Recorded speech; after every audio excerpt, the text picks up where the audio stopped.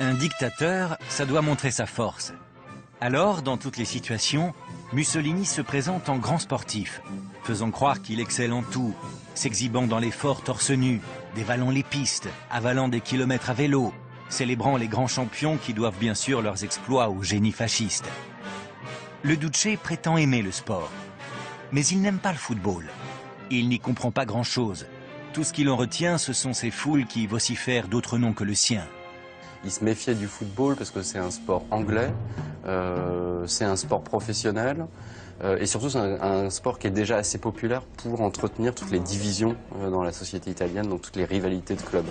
Ce n'est finalement qu'à la veille de la compétition qu'il se rend compte que sa présence dans le stade, devant des centaines de journalistes étrangers, une présence évidemment qui va s'accompagner du dialogue rituel avec la foule qu'il affectionne particulièrement, va pouvoir être d'une propagande utile et efficace. Mussolini va donc se résoudre à mobiliser l'appareil d'État pour l'organisation de cette deuxième Coupe du Monde.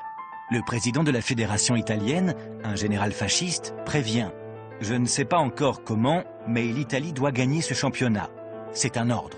Un ordre bien reçu, puisque la fédération grecque de football se voit offrir 400 000 $ en échange du forfait de son équipe qui doit affronter l'Italie. » Autre preuve de la corruption en cours, avant la finale contre la Tchécoslovaquie, l'arbitre dîne avec Mussolini.